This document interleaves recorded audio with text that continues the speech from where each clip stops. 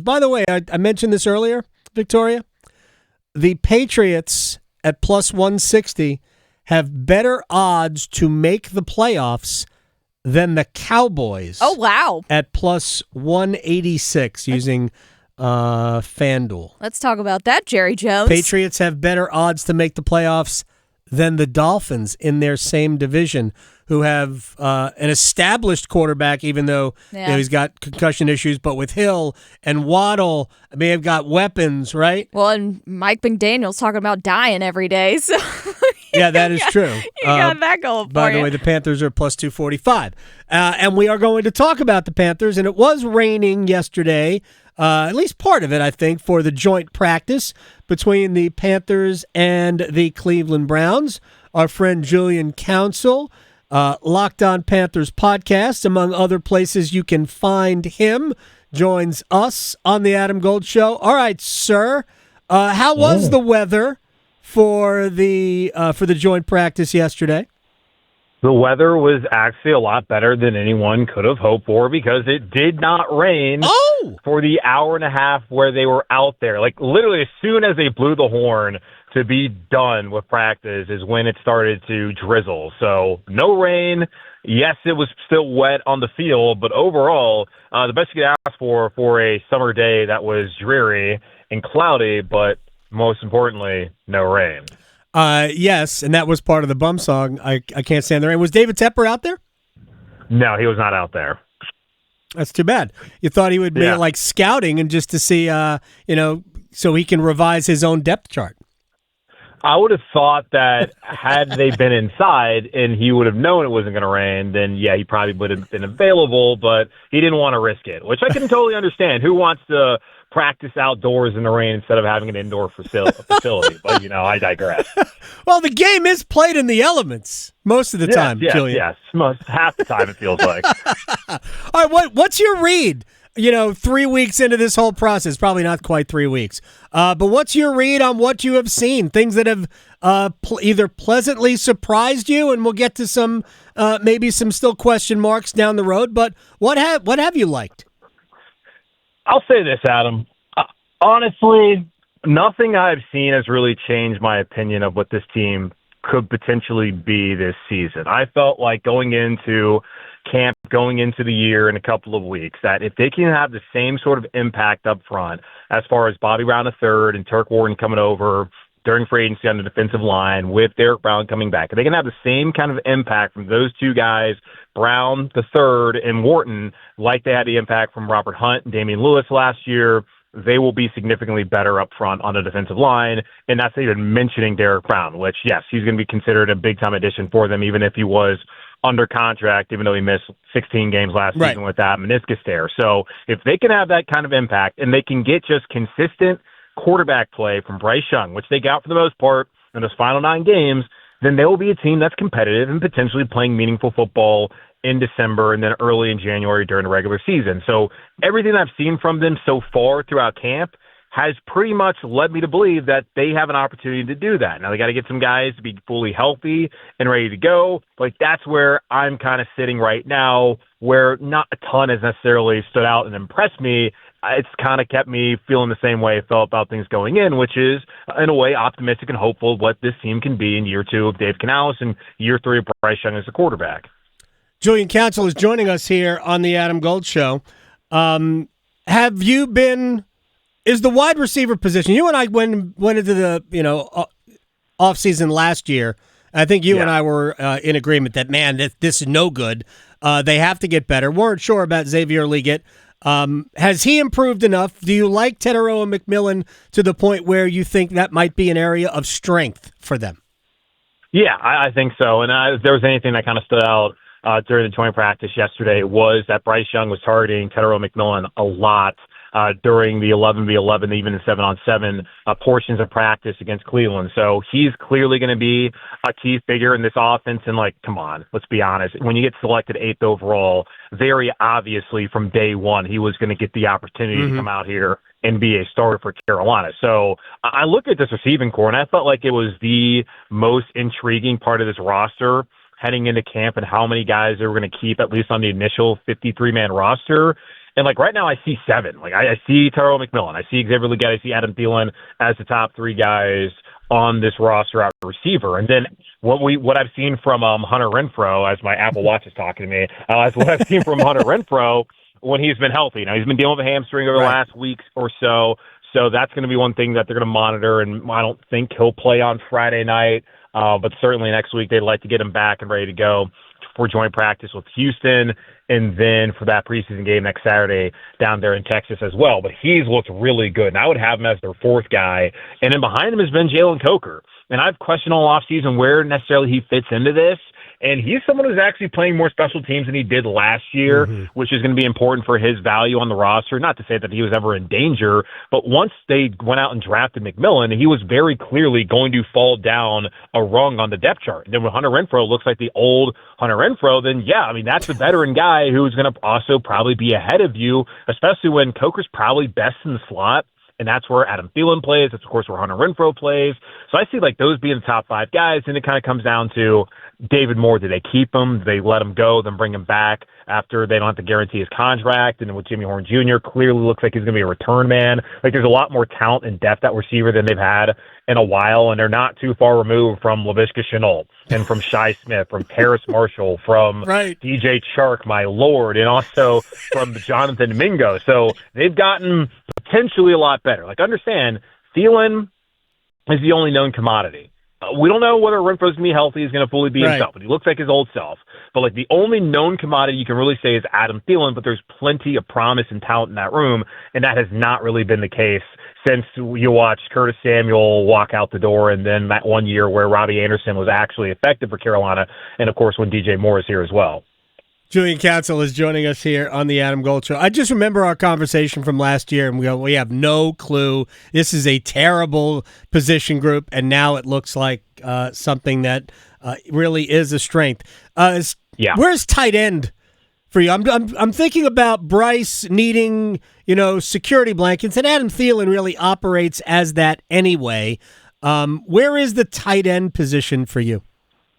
I think JT Sanders might be awesome this season. That's a guy who was put not in the best situation last year because of the injuries to Ian Thomas and Tommy Trimble. And say whatever you want about Ian Thomas, but he was a veteran player. Yeah. And Sanders had a ways to go as far as being a blocking tight end, which he actually was far more impressive there than I think anyone really could have expected. But he got off to a rough start when it was just him and Jordan Matthews, who was a converted tight end after starting off his career in the NFL as a wide receiver. But as the season went along, you started to see JT Sanders become a key part of that passing game. And in that Kansas City game, he went down, got carted off. It took him until I felt like the final week of the season against Atlanta to be back to his old self and the guy that we had seen emerging as a player and as a weapon at offense. And he's been someone who has gone out there, taken care of his body. He's hired a private chef who he met at FedEx, by the way, which is kind of a wild story how that happens. But he's really lost some weight. He's in good shape, and he's someone who I think is going to be dangerous for them. And finally, the replacement to Greg Olsen that Carolina's been waiting for 5-6 years now. So I think he's going to be great. Tommy Trimble is still working his way back. Looks like it's trending in a direction where he'll be ready week 1. I think Mitchell Evans, he looks like somebody who's going to be able to help him out as well. But they've been rotating a lot of guys in. James Mitchell, old Virginia Tech Hokie, who's spent the beginning of his career in Detroit. He could potentially be on the roster.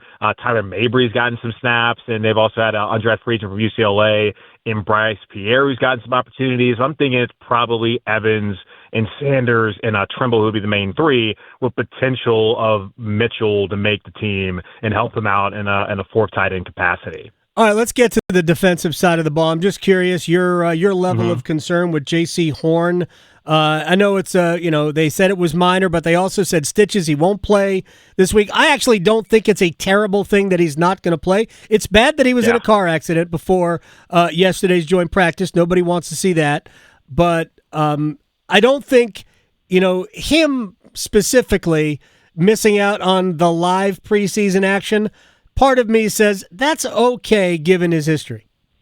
Yeah, and they've also been fairly careful with him. He's already had a couple of vet days, and they've rotated him out from the first team multiple times and put Corey Thornton, the undrafted free agent from Louisville, in there, and that's a guy who's probably looking like the third outside corner behind JC and behind Mike Jackson. Just throw that one out there. But they've already been kind of safe with JC. And, yeah, it's unfortunate, the issue. He was out there yesterday bouncing around, had plenty of energy, so didn't seem to really be affected outside of needing stitches in his left thumb. And I don't know how he felt waking up this morning. I know the day after a car accident can be kind of tough for people depending on the severity of the incident.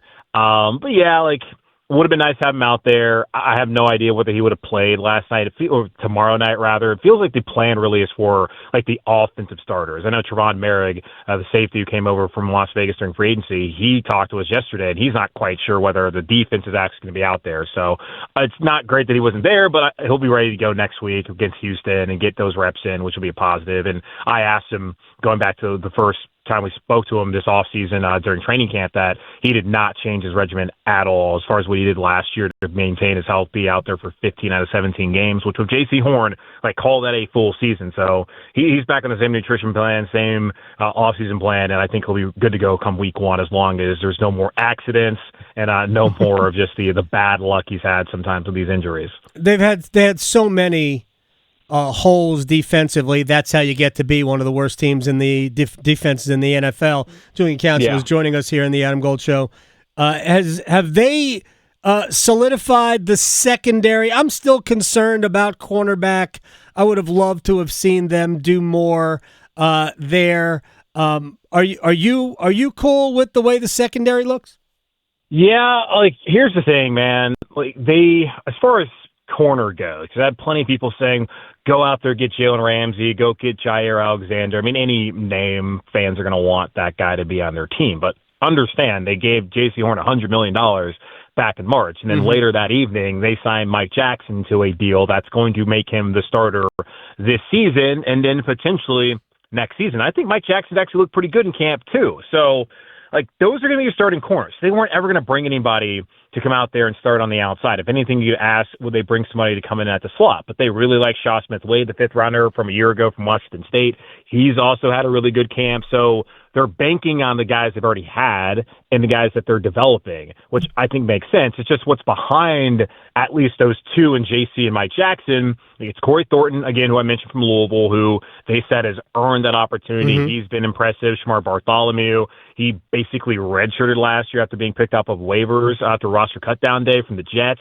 So he only played, like, I think one game last year, that game against Atlanta that closed out the season, but he's been impressive. But yeah, they don't have a lot of experience behind JC and Mike Jackson. And, like, that's just the way they're going to go about it, at least for now. It could always happen with waiver wire if they find a veteran out there who fits the scheme that could bring him in. But it seems like for the time being, we'll see how Corey Thornton and Shamar Bartholomew perform on Friday night. Because if they play bad, like, that will be something that will get some action from Dan Morgan and Dave Canales and that organization to do something. So, yeah, they don't have a ton of experience there behind JC and Mike Jackson, and even Shaw Smith-Wade doesn't really have a lot of experience, but that's what they're doing right now. As far as safety goes, I think they really like what they have in Monty Richardson. Of course, Trevon Merrick's going to be out there starting. Yeah.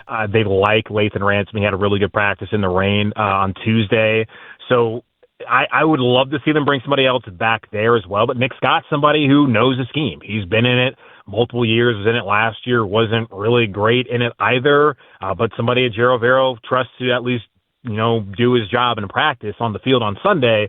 I don't expect that he would actually be in the primary rotation. It would be Merrick, it would be Ransom, and it would be Richardson, and maybe they bring somebody else in. Like, I think it would make more sense for them to try to bring somebody later on, whether it be, because we saw the last couple of years, Troy Hill, who came in to play nickel, and then last year Mike Jackson. Those guys didn't come in until the last week of the preseason, and we're still 2 weeks away from that. So it's very possible they could get somebody who's going to be an important player for them at that point in time. But they want to give their younger guys the opportunity to either win a job or show that they don't need to go address depth with someone outside the building. Final thing for Julian Council, and maybe we never give this enough attention or credit.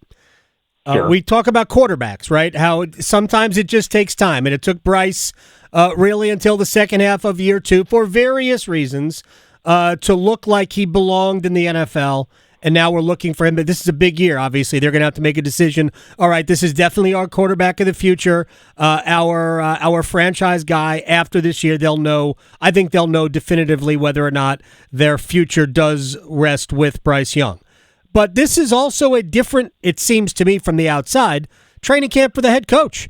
Like, it took him time, too. What's your read on Dave Canales from what you saw last year in training camp, even throughout the season, to where we are right now?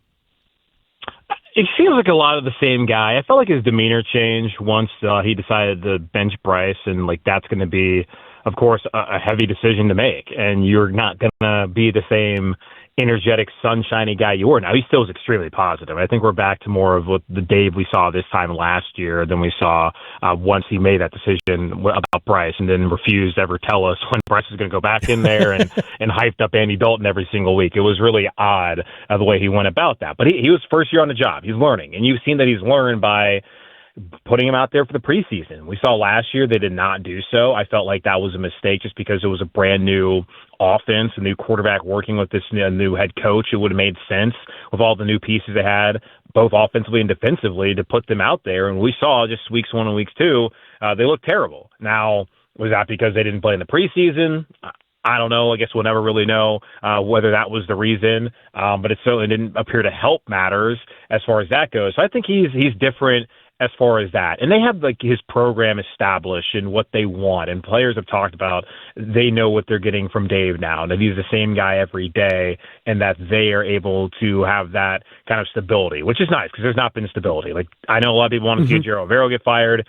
He's back. Like you have the same defense now for 3 years in a row. You have the same offense for 2 years in a row. After it was Canales' offense, it was Frank Reich's last, Thomas Brown's offense. It was Ben McAdoo's offense. My God, Ben McAdoo. It was Joe Brady's offense. And so like having consistency like matters. So like that's a good thing I see. But I think that Dave is in a good spot heading this year. With, of course, let's see progress. Let's win some more games this year. If you're David Tepper, as far as that evaluation goes, I don't think he's on the hot seat or anything at all, but you never know with this owner. But yeah, I like what I've seen from Dave Canales and where things are headed as far as with Carolina going to this opening preseason game tomorrow night and then heading into the final couple of weeks of the preseason to the season. It takes time to learn how to own, too. Maybe David Tepper is coming around. Indoor practice facility or not. Maybe he is sort of getting it. And sometimes when you get the right head coach, and I'm not saying that he's the right head coach, certainly at the end of last season, certainly looked better. But if he is, then maybe we'll hear less from the owner. Julian Council, at Julian Council, Locked On Panthers Podcast. I thank you so much for the time, man. We'll do it again soon. Stay out of the rain. Yeah, anytime. All right, appreciate man. you. Peace. You got it.